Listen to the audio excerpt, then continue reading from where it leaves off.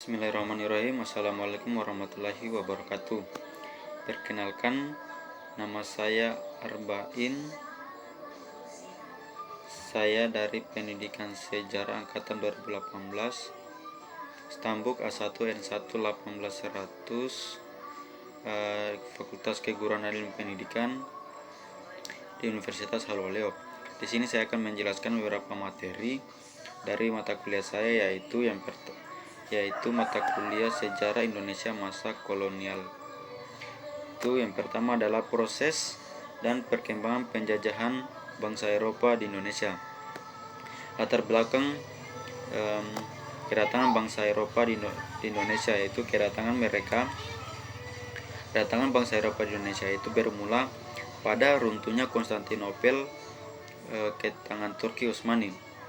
Jadi dengan runtuhnya Konstantinopel ini mengakibatkan jalur perdagangan antara Eropa dan Timur Tengah menjadi terputus. Runtuhnya Konstantinopel ini dipimpin oleh Sultan Muhammad II, sehingga orang-orang Eropa mengalami kesulitan khususnya dalam jalur perdagangan. Kemudian yang kedua, proses masuk bangsa Eropa di Indonesia. Dengan jatuhnya Konstantinopel ke tangan Turki Utsmani, orang-orang Eropa itu mereka memiliki kesulitan dalam perdagangan karena putusnya jalur perdagangan antara Eropa dan Timur Tengah tersebut. Sehingga hal inilah yang mendorong mereka untuk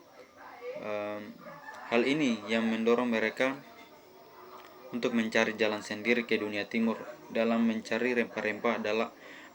Hal-hal yang mereka lakukan adalah melakukan penjelajahan samudra, sehingga sampailah mereka ke Indonesia, itu di mana Indonesia dikenal sebagai negeri rempah-rempah. Ada beberapa bangsa Eropa yang datang di Indonesia, yaitu seperti bangsa Portugis, bangsa Spanyol, bangsa Belanda, serta bangsa Inggris. Dari bangsa Portugis ini berhasil mendirikan kantor dagangnya untuk pertama kali di Goa pada tahun 1509, dan pada tahun 1511 Portugis berhasil mencapai Malaka, dan dari Malaka Portugis berhasil mencapai Maluku dan diterima baik oleh Sultan Ternate yang pada saat itu sedang bermusuhan dengan Tidore, dan Portugis pun berhasil mendirikan benteng dan mendapat hak monopoli perdagangan rempah-rempah di sana. Yang kedua adalah bangsa Spanyol.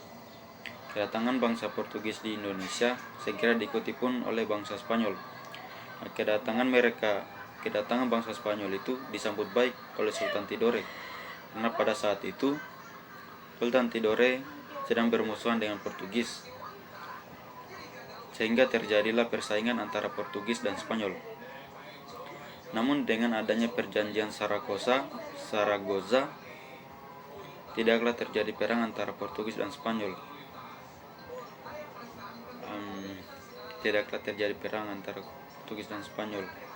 Dan Spanyol pun meninggalkan Maluku dan memusatkan kegiatannya di Filipina sebagaimana isi dari perjanjian tersebut. Kemudian kedatangan bangsa Belanda. Bangsa Belanda pada saat itu tiba di Banten pada bulan November 1598. Pada saat itu hubungan Banten dan Portugis memburuk, sehingga Belanda disambut baik oleh Sultan Banten. Kemudian bangsa Inggris. Datangnya Inggris juga diterima baik oleh Sultan Banten, sehingga Inggris pun berhasil mendirikan benteng di Banten. Kemudian perkembangan penjajahan Portugis di Indonesia. Dengan disambutnya bangsa Portugis oleh Sultan Ternate dengan tujuan saling menguntungkan, terjadilah suatu perjanjian antara kedua belah pihak bahwa Sultan Ternate akan menyediakan cengkeh dengan syarat Portugis harus mendirikan benteng di Ternate. Perkembangan penjajahan bangsa Spanyol Indonesia, yaitu pada tahun 1522 Spanyol mulai berkolonisasi di Sulawesi Utara, dan pada tahun 1560 Spanyol pun mulai mendirikan pos di Manado, sehingga pada tahun 1550 juga Spanyol itu telah mendirikan benteng. Walaupun Spanyol mengkonsentrasikan kegiatannya di Amerika Tengah, Spanyol tetap menghendaki konsesi niaga di Maluku Utara yang juga pada saat itu ingin didominasi oleh Portugis. Tetapi Spanyol terdesak oleh Portugis sehingga harus mundur ke Filipina. Akibatnya Spanyol pun kehilangan pengaruh di Sulawesi Utara. Kemudian perkembangan penjajahan Belanda. Para pedagang Belanda mendapat keuntungan besar dari perdagangan rempah-rempah dan didukung oleh pengusiran bangsa Portugis yang menyebabkan penguasa Belanda saling bersaing untuk berlayar ke Maluku. Namun pada abad ke-17 dan 18 perdagangan di Indonesia tidak dikuasai secara langsung oleh pemerintah Belanda.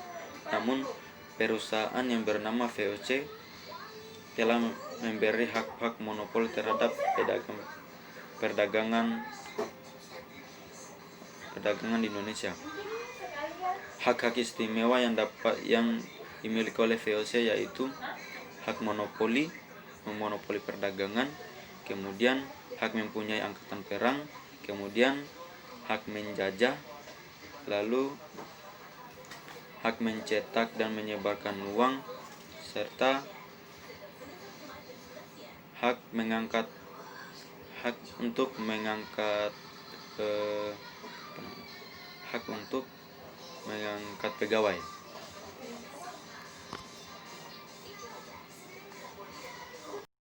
Kemudian perkembangan penjajahan Inggris di Indonesia.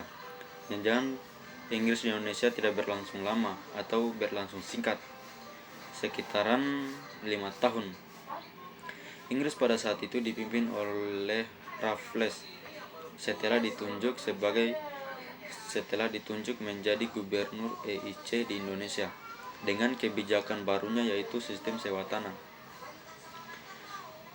Dengan adanya kebijakan ini, pribumi harus membayar sewa atas tanah mereka, karena menurut kebijakan ini semua tanah adalah milik negara, bukan milik perorangan. Yang kedua adalah sistem tanam paksa. Itu yang pertama. Kemudian poin berikutnya latar belakang terjadinya sistem tanam paksa. Sebenarnya faktor utama yang melatar belakangi sistem tanam paksa ini adalah adanya kesulitan keuangan yang dialami oleh pemerintah Belanda. Kemudian Gubernur Jenderal Van den Bosch mendapatkan izin khusus untuk melaksanakan sistem tanam paksa ini dengan tujuan utama yaitu untuk mengisi kas pemerintahan Belanda yang kosong. Kemudian ketentuan sistem tanam paksa atau ketentuan pokok sistem tanam paksa.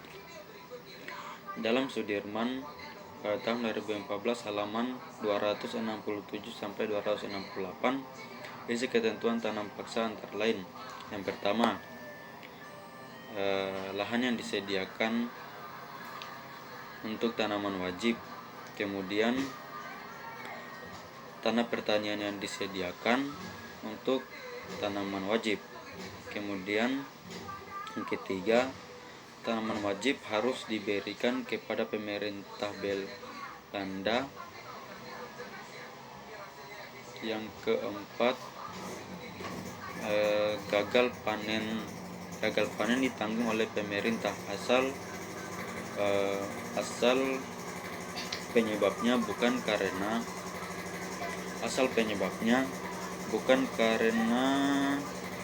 kurang rajinnya penduduk setempat atau petani setempat. Setelah itu dampak sistem tanam paksa bagi Indonesia. Dampaknya itu terjadi di beberapa bidang. Yang pertama di bidang pertanian.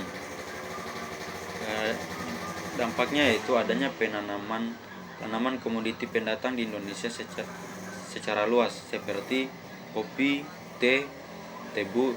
Itu yang semula ditanam hanya untuk kepentingan keindahan taman mulai dikembangkan secara luas. Tanaman ini mulai dikembangkan secara luas. Yang kedua, pada bidang sosial. Pada bidang sosial terjadinya homogenitas sosial dan ekonomi yang berprinsip pada pemerataan dalam pembagian tanah. Kemudian pada bidang ekonomi, dengan adanya sistem tanam paksa ini, para pekerja mulai mengenal yang namanya sistem upah. Yang ketiga adalah sistem politik liberal. Ada beberapa yang melatar belakangi sistem politik liberal ini, seperti yang pertama yaitu pelaksanaan sistem tanam paksa ini telah menimbulkan penderitaan rakyat pribumi. Yang kedua, berkembangnya paham liberalisme sebagai akibat dari evolusi Prancis dan evolusi industri di Inggris.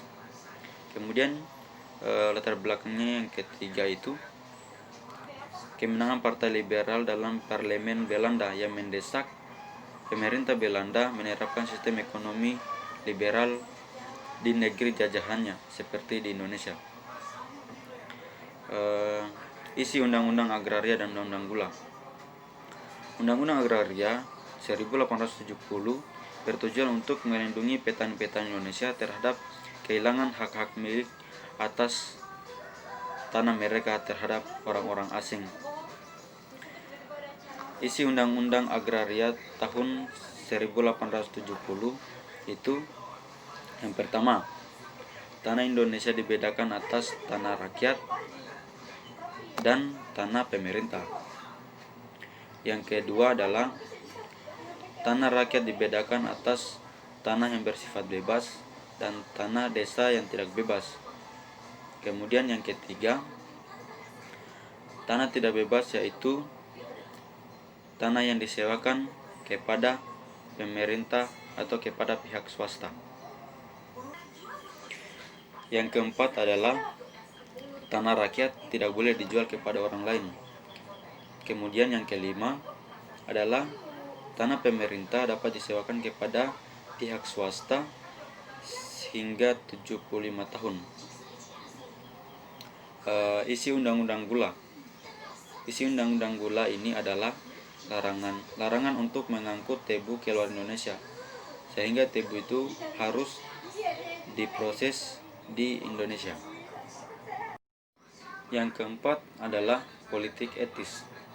Latar belakangnya yaitu politik etis ini atau politik bisa disebut politik balas budi adalah suatu pemikiran yang menyatakan bahwa pemerintahan kolonial itu memegang penuh tanggung jawab moral bagi kesejahteraan pribumi. Pemikiran ini merupakan kritik terhadap politik tanam paksa. Kemudian dengan adanya doktrin dari dua golongan yang berbeda, semakin membuat politik etis ini harus segera dilakukan. Golongan tersebut yaitu yang pertama, golongan misionaris, yaitu suatu partai yang programnya untuk mengangkat derajat pribumi. Dalam artian pribumi ini adalah rakyat Indonesia. Yang kedua adalah golongan konservatif, yaitu yang mengutamakan pribumi dengan mengangkat derajat mereka untuk memberadakan pribumi. Seperti itu. Tujuan dari politik etis ini ada beberapa, yaitu yang pertama, untuk meningkatkan sumber daya manusia masyarakat Indonesia dengan pemerintah Belanda itu membangun atau mendirikan sekolah-sekolah. Yang kedua itu pembangunan irigasi atau pengairan yang diperuntukkan untuk para petani pribumi. Yang ketiga adalah perpindahan penduduk. Perpindahan penduduk ini tujuannya untuk mengurangi kepadatan penduduk di Pulau Jawa. Kemudian isi dari politik etis. Nah, pencetus politik etis ini adalah Van Deventer. Nah, isi dari politik etis ini terkenal dengan istilah trilogi Van Deventer atau Trias Van Deventer. Pada tahun 1889, Van Deventer memperjuangkan nasib rakyat Indonesia dengan menulis sebuah karangan dalam majalah The Gates yang berjudul Hutang Budi. Di sini Van Deventer menjelaskan bahwa Belanda telah berhutang budi kepada rakyat Indonesia. Dan politik etis ini mempunyai isi yang ada beberapa. Yang pertama yaitu pengairan atau irigasi. Nah, di sini Belanda itu memperbaiki pengairan atau bendungan untuk keperluan pertanian. Dan yang kedua adalah emigrasi, yakni mengajak para penduduk untuk bertransmigrasi. Yang ketiga adalah edukasi, yaitu untuk memperluas dalam bidang pengajaran dan bidang pendidikan. Kemudian penyimpangan yang terjadi di dalam politik etis ini. Ada beberapa penyimpangannya, itu yang pertama di bidang irigasi. Sebenarnya irigasi ini atau pengairan hanya diperuntukkan untuk perkebunan swasta, sedangkan rakyat pribumi tidak. Kemudian di edukasi, yaitu untuk membangun sekolah untuk pribumi ini, yang tujuannya hanya untuk mendapatkan pekerja dengan upah murah. Nah, itu. Yang ketiga adalah bagian migrasi. Sebenarnya di bagian migrasi atau perpindahan penduduk ini ditunjukkan untuk daerah-daerah yang dikembangkan perkebunan Belanda di sana. Kemudian kritik politik etis. Ada beberapa tokoh yang mengkritik politik etis ini. Terutamanya yaitu Ernest Dawes Dekker, yang termasuk orang yang menentang akses pelaksanaan politik ini, karena dia meneruskan pandangan pemerintahan kolonial yang memandang hanya orang pribumilah yang harus ditolong, padahal seharusnya politik etis ini ditunjukkan untuk semua penduduk asli Hindia Belanda.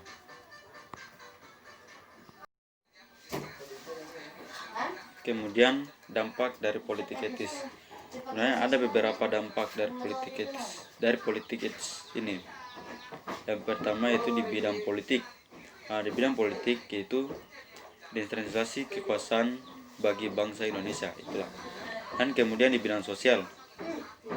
Di bidang sosial dampaknya itu lahirnya golongan-golongan terpelajar, karena tadi didirikannya sekolah-sekolah oleh pemerintah Belanda untuk pribumi. Kemudian di ekonomi. Ekonomi itu lahirnya kapitalisme modern. Serta ada lagi kekurangan dari politik etis. Sebenarnya kebijakan ini hanya dibutuhkan bagi orang-orang pribumi. Buktinya adalah pembangunan lembaga-lembaga pendidikan yang hanya dipertunjukkan untuk kalangan pribumi. Itulah kelemahannya atau kekurangannya. Kemudian implikasinya yaitu munculnya kaum-kaum terpelajar pribumi dengan adanya politik ini. Dibangunnya sekolah-sekolah antara lain dari HIS, MULO, AMS, GHS, dan lain-lain. Yang kelima adalah depresi ekonomi dunia. Dunia Barat antara tahun 1929 dan 1939 mengalami krisis ekonomi yang terdalam dan paling lama dalam sejarah industri Barat. Di Amerika, hal ini terjadi karena jatuhnya pasar modal pada bulan Oktober 1929. Jatuhnya pasar modal saham Wall Street pada tahun 1929. Nah, pada saat itu tanggal 24 Oktober 1929 tercatat sekitar 12,8 juta saham. Tercatat 12,8 juta saham diperdagangkan hari itu, yang dikenal dengan sebagai Kamis Hitam. 5 hari kemudian disebut dengan Selasa Hitam. Sekitar 16 juta saham diperdagangkan pasca gelombang panikan susulan yang melanda Wall Street, sehingga jutaan saham berakhir tidak berharga. Kemudian memburuknya depresi ekonomi. Pada saat itu Presiden Herbert Hoover dan para pemimpin Amerika Serikat lainnya memberikan tanggapan bahwa krisis ekonomi akan segera berakhir dengan sendirinya. Namun pada kenyataannya krisis ekonomi makin memburuk dan terus memburuk hingga 3 tahun ke depan, dan pada tahun 1930 sekitar 4 juta orang Amerika menjadi pengangguran. Dan sekitar tahun 1931 orang Amerika menjadi pengangguran terus meningkat sehingga menjadi 6 juta orang. Dan kemudian dampak depresi ekonomi 1930 terhadap Indonesia adalah dampaknya sangat serius. Menurut pengamat Belanda menyatakan bahwa rakyat Indonesia yang tadinya bekerja di sektor industri kembali ke pekerjaan lamanya, yaitu sebagai petani untuk bertahan hidup. Namun ada juga yang masyarakat yang tidak memiliki tanah sehingga malah menjadi pengangguran. Yang keenam adalah gerakan resistensi di Jawa pada abad ke-19. Bagian A itu lingkungan historisnya. Lingkungan historis yang sering muncul yang cukup mencolok adalah yang mempengaruhi munculnya dan berkembangnya semangat resistensi publik terhadap kolonialisme dan berkembangnya rasa nasionalisme. Itu adalah proses penguatan negara kolonial. Nah, salah satu resistensi pada waktu itu adalah kemunculan politik etis pada awal abad ke-20. Dan secara retorika hendaknya itu sebenarnya hal itu ditunjukkan untuk membalas budi kepada rakyat jajahan dan balas budinya tersebut dalam bentuk menyejahterakannya. Nah, dan mungkin sebetulnya itu merupakan salah satu